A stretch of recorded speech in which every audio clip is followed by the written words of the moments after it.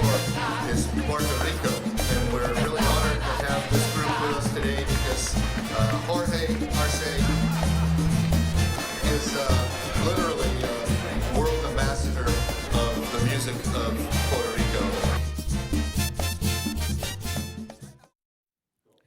Greetings, everyone, and welcome to the Art of Black Dance and Music.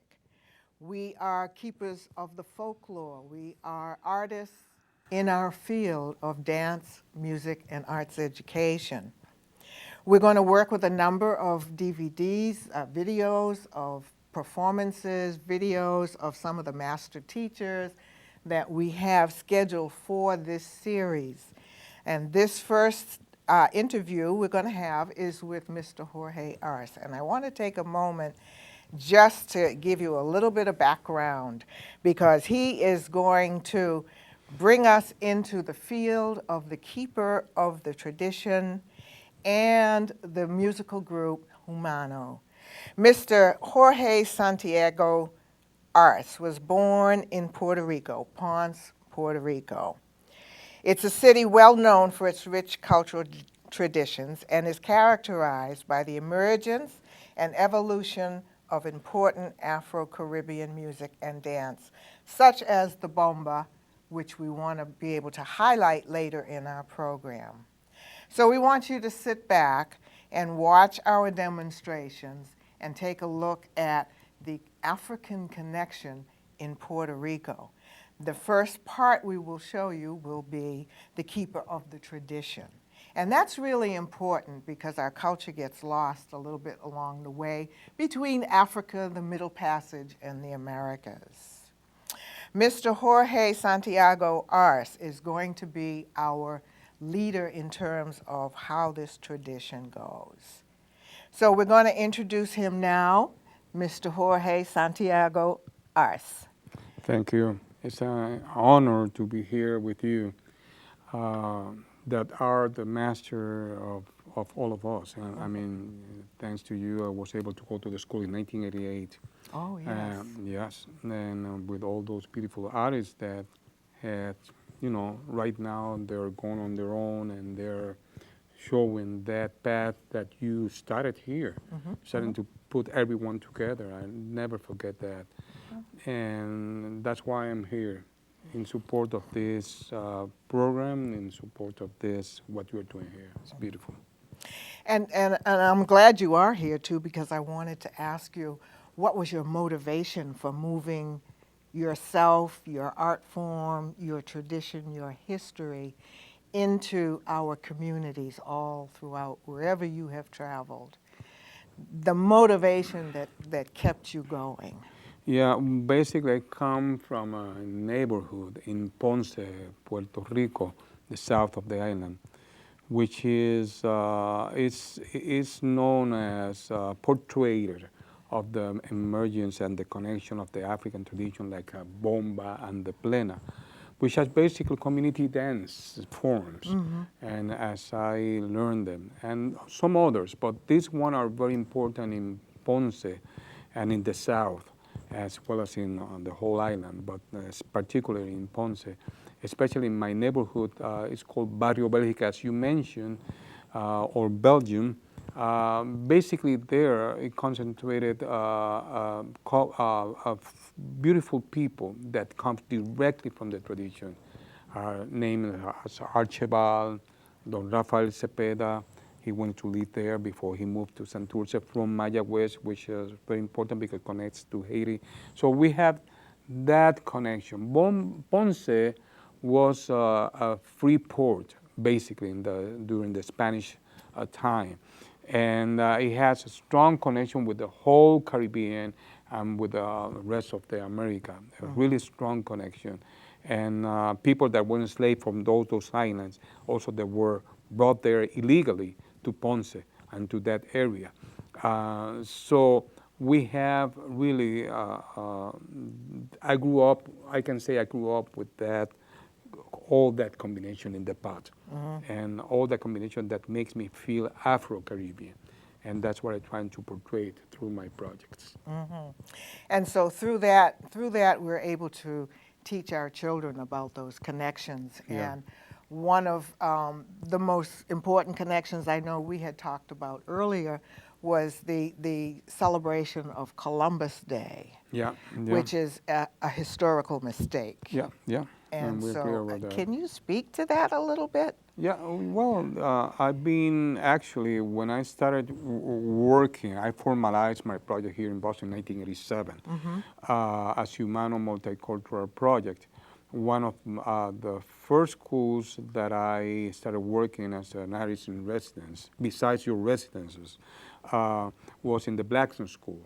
As you remember, it's a Blackstone School in which the Puerto Rican population was very high at that Right. point.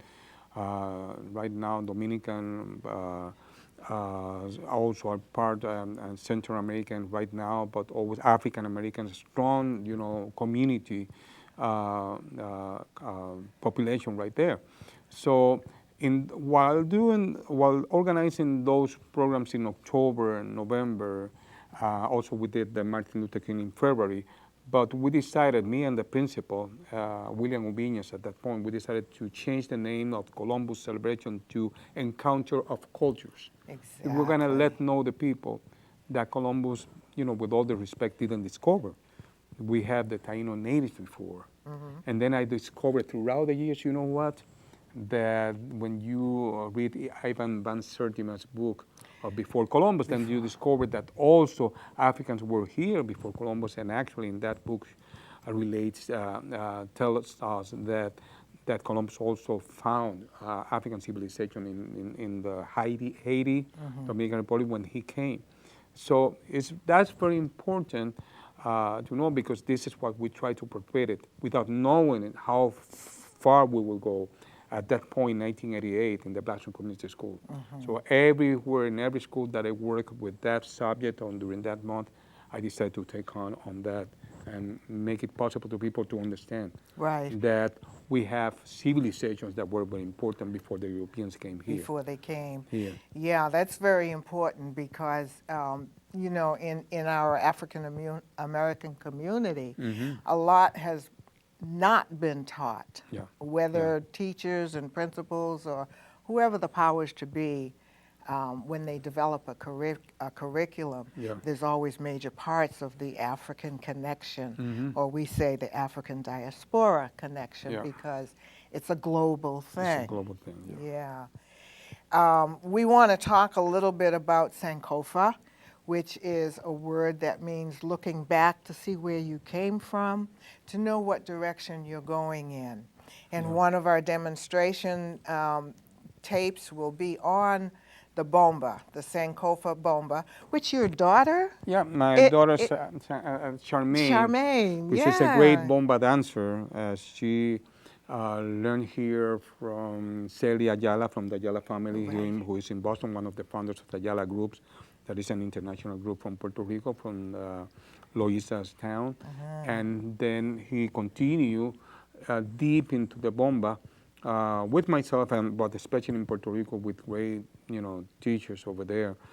Continued developing herself into a beautiful dancer.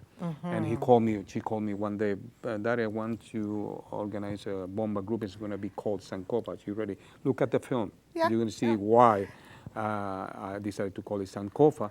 And I said, great.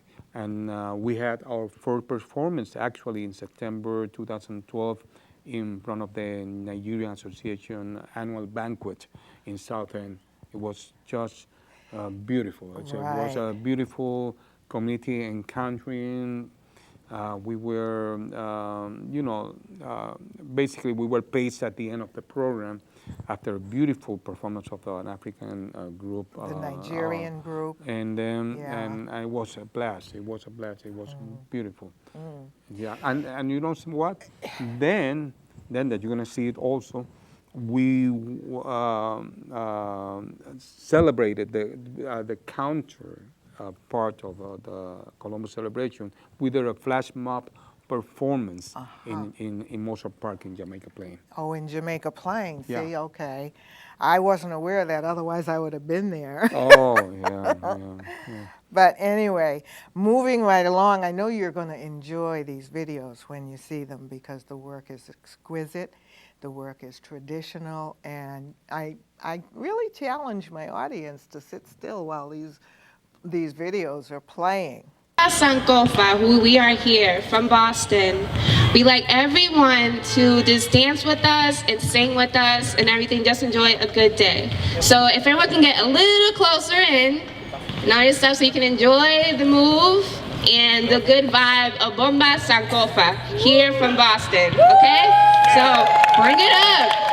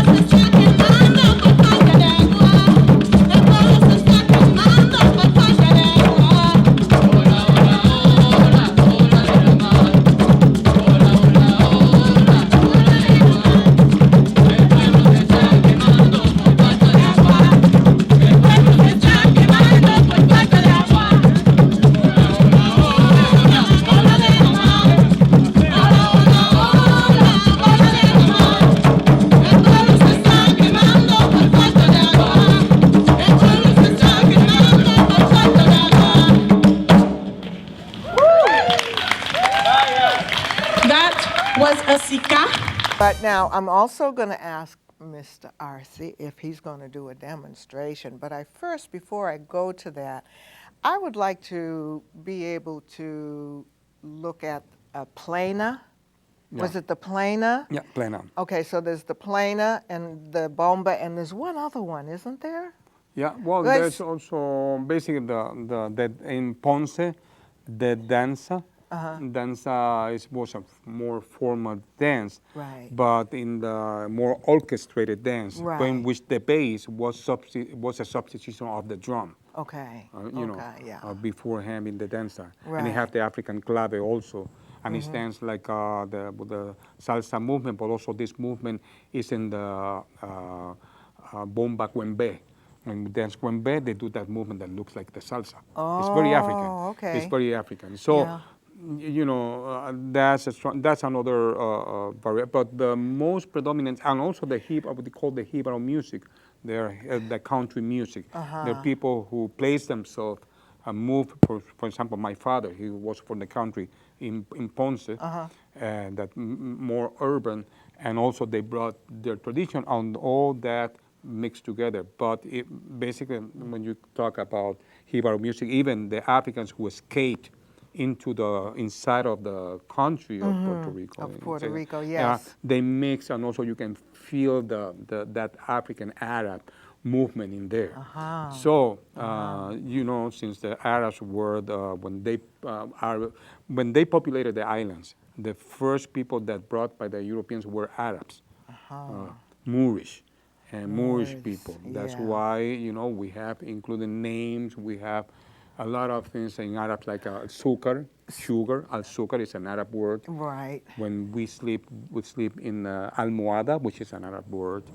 And we say ojalá, which is an Arab word. That means in English it's the version of maybe. Ojalá, that comes from oh Allah. You know, so Allah. we find, and in the music you can see that expressions also, Right. that comes all together, comes all Right. together. Well, see, But- that's the tradition that I'm so glad you're doing that. Yeah, Because it's really important to us as people today, Yeah. and how we relate to each other. yeah. I noticed some information here that I didn't know before. You had named a few groups Yeah. that were direct from Africa that are historically noted in Puerto Rico. Yeah, yeah. And what I would like to do is to hear those names, and then after I hear those names, I would like for you to do a demonstration of the Okay, rhythm. surely. Okay. Well, you know that I mentioned before in that beautiful opportunity that you gave me to do that presentation, and this comes from a beautiful Lopez Valdez, who is a Cuban anthropologist. He was my teacher in Puerto Rico when I was doing doctoral studies over there in history, and he published, actually, he lived in Africa. And as an anthropologist, he was there for years. And he published a beautiful book about the names of the groups the real names of the groups that were brought by the Europeans into the America. And but one thing that he noted, and that he emphatically noted, and he did that in a conference here many years ago, that I went to that conference in Roxbury Community College. Oh, yeah. About how the Europeans set conquerors, when they went into Africa, especially the Dutch,